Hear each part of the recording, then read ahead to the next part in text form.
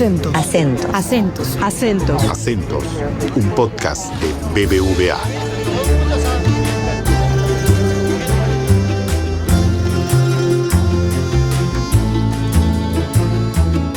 Estimados amigos, ¿cómo están? Un placer saludarlos desde Perú. Mi nombre es Nelson Alvarado y estamos en un nuevo episodio del podcast Acentos. Recuerden que Acentos es un espacio para escuchar a los analistas de los diferentes equipos de BBVA Research a nivel Latinoamérica.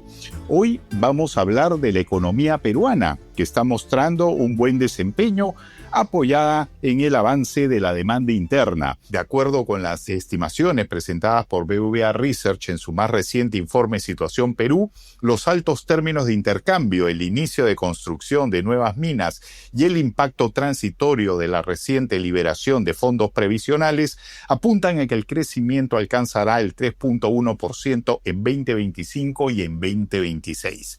Para hablar de ello, estamos con Francisco Gripa, economista principal de BBVA Research, quien nos va a dar mayores alcances sobre esta proyección, a pesar también del tema electoral que se nos viene a fines de este año y a principios del próximo. Francisco, ¿cómo estás? Un gusto saludarte. Hola Nelson, encantado de estar aquí contigo una vez más y con tus oyentes. Excelente. Mira, empezamos con una pregunta vinculada, por supuesto, a la economía, que ha mostrado un buen desempeño, pero, sin embargo, en el informe recientemente presentado ante la prensa, se señala que el segundo semestre será más retador. ¿Qué factores explican este cambio previsto en el comportamiento de la economía? ¿Y qué podemos esperar, Francisco, para lo que queda del 2025 y el próximo año? Sí, la economía mostró un buen desempeño en la primera mitad del año. Creció 3.4%. La demanda interna está fuerte, crece por encima del 6%, y al interior de la demanda interna está el gasto que hacen las familias en las empresas, lo que llamamos el gasto privado. Este buen desempeño se nota, por ejemplo, en el mercado laboral, está creciendo el empleo formal, suben los salarios, sube la masa salarial, se ven las confianzas, tanto la del consumidor como la empresarial están en máximos de 6 años. Las tasas de interés han disminuido. Todo eso favorece el gasto que hace el sector privado y dinamiza la economía. Ahora, yendo a tu pregunta, la segunda mitad del año va a ser más retadora, sí. Recordemos que el año pasado se dio una liberación de fondos previsionales, el séptimo retiro. El grueso de esos retiros se dio en el segundo semestre y parte de eso se convirtió en gasto. Entonces, en la comparación interanual del segundo semestre de este año se va a notar. Además de eso, se está apretando la inversión pública. Tiene sentido. Si el gasto privado va bien, el estímulo por el lado del sector público debe disminuir. Más aún si es necesario cumplir con el techo de la regla fiscal para el año. A inicios del tercer trimestre, lo que vemos es que la inversión pública ha retrocedido. Y finalmente, si vienen las elecciones, como decías, poco a poco vamos entrando al modo de elecciones. Usualmente las elecciones inducen cierta cautela en las decisiones de gasto del sector privado, sobre todo en el de inversión. Y es algo que posiblemente se note hacia fines de año. Entonces, juntando el efecto base más exigente, el retroceso de la inversión pública y el impacto que puede tener el ruido electoral en el gasto del sector privado, el crecimiento en la segunda mitad del año sería menor que en el primero. Estimamos que se ubicará algo por debajo del 3,1% y con eso el PBI en el año, en su conjunto 2025, se ubicaría también alrededor de ese nivel, 3,1%. Y para 2026 tenemos dos elementos importantes. El ruido electoral, que como decía va a pesar sobre la inversión privada seguramente, pero por otro lado tendremos este impacto transitorio al alza que genera la nueva liberación de fondos previsionales sobre el gasto de las familias, el octavo retiro. Y tomando en cuenta esos dos elementos, tenemos previsto para el próximo año, un crecimiento no muy distinto al de también en torno al 3,1%. Francisco, el informe también menciona que el crecimiento de la economía mundial, que hasta ahora se ha mostrado resiliente, se moderará en lo que resta del año y en 2026. Pero hay otros factores externos que serán favorables para Perú. ¿Cuáles son esos otros factores externos que nos favorecerán y cómo impactan en nuestra economía del día a día? Dentro de los más importantes, dos. El primero son los términos de intercambio. Los términos de intercambio, para explicar un poco, los términos de intercambio son la diferencia entre los precios de lo que Perú le vende al resto del mundo, de un lado, y los precios de lo que Perú le compra al resto del mundo, de otro. Si los términos de intercambio suben, eso es favorable para el país. ¿Por qué? Tomemos como ejemplo la minería.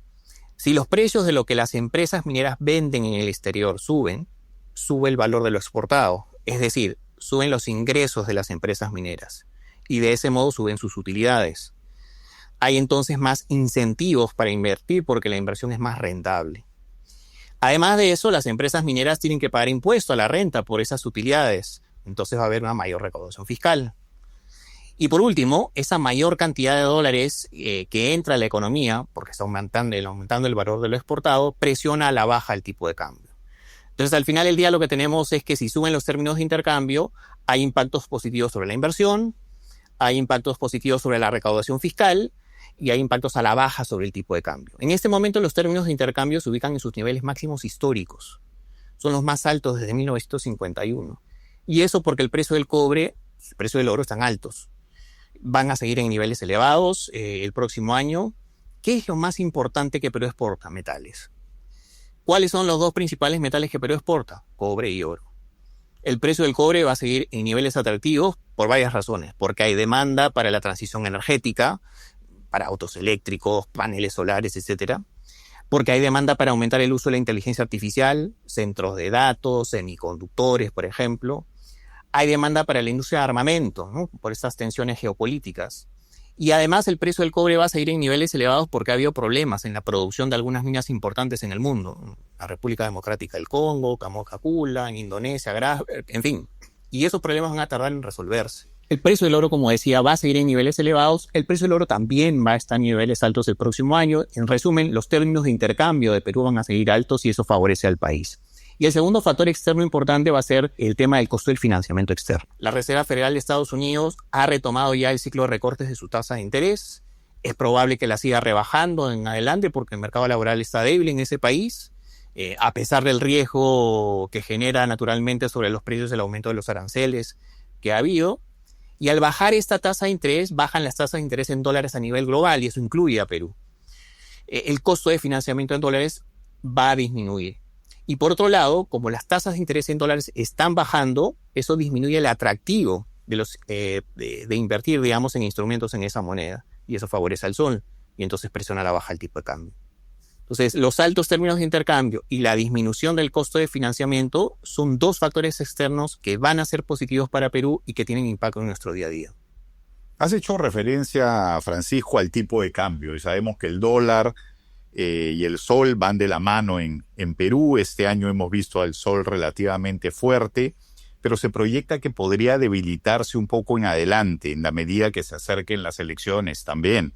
¿Qué debemos entender en este momento sobre lo que pasará con el tipo de cambio en los próximos meses y luego del proceso electoral? Bueno, aquí sí saco mi bolita de cristal para predecir el futuro del tipo de cambio. No, a ver, siempre es complicado predecir lo que va a pasar con el tipo de cambio, ¿no? Pero tenemos algunos elementos que nos pueden servir de referencia, ¿no? Para orientarnos en qué dirección puede ir. El sol peruano se ha apreciado más de 7% en lo que va del año. Ahora mismo se encuentra por debajo de 3 soles con 50 céntimos por dólar. En los próximos meses, en la medida de que avance el proceso electoral, seguramente habrá alguna presión para que el tipo de cambio suba. Nada complicado, porque como señalaba antes, los altos términos de intercambio y el que la Reserva Federal de Estados Unidos esté bajando su tasa de interés más bien fortalecen al sol. En todo caso, la magnitud en la que suba va a depender mucho de las encuestas, de cómo avancen las encuestas electorales. Eso va a ser importante. Pasado el proceso electoral y el ruido que este naturalmente genera, con los términos de intercambio en niveles elevados y con la Fed bajando su tasa de interés, el sol peruano debería fortalecerse. Vamos a los números. Lo vemos cerrando este año entre 3.50 y 3.60 soles por dólar y entre 3.45 y 3.55 a fines del 26. Esto, por supuesto, supone que las nuevas autoridades electas no son antimercado. Correcto. Y la inflación, otro tema importante y que afecta directamente los bolsillos de las familias, de los consumidores. ¿Cómo cerrará la inflación en 2025 y qué podemos esperar en el 2026? ¿Alguna preocupación por alguna alza de precios? La inflación está en ese momento en 1,4%. Es un nivel bajo. Y es principalmente debido a los precios de los alimentos y la energía. El precio del pollo, por ejemplo, ha caído más de 10% en términos interanuales. El pollo es importante en la canasta de consumo de un peruano, pesa casi 3% en esa canasta de consumo. Han bajado también los precios del pan, de los fideos, los precios de la gasolina, el gas, la electricidad. Y en todo eso ha influido la disminución del tipo de cambio que antes comentaba, ¿no? Que también ha arrastrado a la baja los precios, por ejemplo, de los alquileres, porque están denominados en dólares, los precios de los vehículos, los productos medicinales, los pasajes en avión, en fin. Pero además del tipo de cambio han influido también las menores cotizaciones internacionales de insumos como el petróleo y el trigo. ¿Qué esperamos hacia adelante? Que la inflación tienda a subir. ¿Debemos preocuparnos? No, porque no será una subida muy pronunciada. ¿Por qué subirá la inflación en adelante? Ya lo empezó a hacer en septiembre, va a seguir aumentando. Veo 4 razones para ello. Hay un efecto base en contra en lo que resta del año, porque la inflación fue muy baja en el cuarto trimestre de 2024. En segundo lugar, porque los precios de los alimentos no pueden estar retrocediendo por tanto tiempo. En algún momento eso se va a tener que normalizar. En tercer lugar, porque el tipo de cambio no va a disminuir en 2026 como disminuirá este año. Y eso implica que su impacto a la baja sobre la inflación no va a ser tan acentuado. Y finalmente, porque las cotizaciones internacionales de insumos, como el petróleo, por ejemplo, no van a bajar en 2026 como lo hicieron este año. Entonces, la inflación la vemos cerrando 2025 cerca de 1,8% y el próximo año en torno a 2,5%. Va a seguir dentro del rango meta del Banco Central. Excelente. Hablemos ahora de riesgos. Ya has mencionado, Francisco, durante esta conversación la posible inestabilidad política, el factor electoral. Vemos paralizaciones, las protestas sociales también que se han acentuado en las últimas semanas. Sin embargo, también vemos oportunidades, ¿no? Por ejemplo, los altos precios del cobre y del oro que ya mencionaste. En ese sentido, ¿cuáles son los principales riesgos y las principales oportunidades que consideras marcarán el rumbo de nuestra economía en los próximos meses, el próximo año?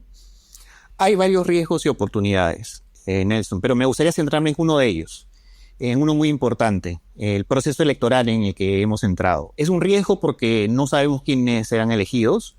Me refiero al presidente, pero también a senadores y diputados. Ya en la última elección los peruanos elegimos una opción que no era muy amiga del mercado y que quería cambiar muchas de las reglas de juego que habían llevado a Perú a ser una de las economías más dinámicas y ordenadas de la región en los últimos 30 años. Finalmente no lo pudieron hacer, pero a pesar de ello el impacto sobre la economía peruana fue importante. En las encuestas vemos actualmente muchas opciones entre las cuales elegir, 39 en este momento. Vemos mucha dispersión también en esas preferencias. Vemos que los indecisos suman casi el 50% de la intención de voto. Entonces no es claro el panorama para la elección del presidente y aún menos para senadores y diputados.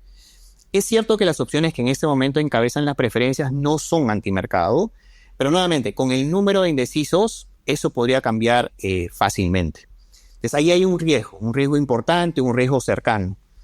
Y el resultado del proceso electoral va a marcar el rumbo de la economía en los próximos años. Pero también veo estas elecciones como una oportunidad. La economía peruana va relativamente bien, como describí al inicio. Este año Perú crecerá un punto porcentual más que el promedio del resto de la región. Probablemente también lo haga el próximo año.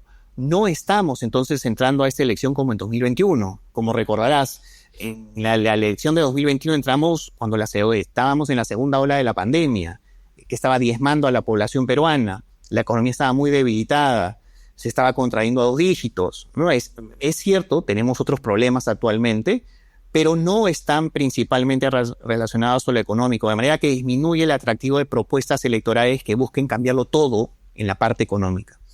Entonces, y ya para ir concluyendo, si los peruanos eligen bien en 2026, me refiero a nuevas autoridades que por lo menos sean sensatas, se podría dejar atrás años de inestabilidad política e incertidumbre. Y ese es un escenario que es propicio para que junto con lo que tú mencionabas, ¿no?, los altos términos de intercambio y la tendencia a disminuir los costos de financiamiento externo que antes mencionaba, se gatille un panorama más positivo para la economía peruana en adelante. Ojalá que eso ocurra. La oportunidad está ahí y aprovecharla depende solo de nosotros. Excelente, Francisco. Esas han sido todas las preguntas por hoy. Un agradecimiento especial por tu participación en Acentos. Muchas gracias a ti por la invitación, Nelson. Encantado de participar en Acentos y de haber conversado contigo una vez más en este espacio. Y los mejores augurios para la economía peruana en lo que resta del 2025 y en el 2026. A todos los amigos oyentes, muchas gracias por sintonizarnos. Y si les gustó este podcast y les interesa la economía latinoamericana y peruana en particular, los invitamos a suscribirse y recomendar Acentos en su plataforma de podcast preferida, así como en sus redes sociales. Nos escuchamos pronto, que estén muy bien. Chau, chau. Acentos. Acentos. Acentos.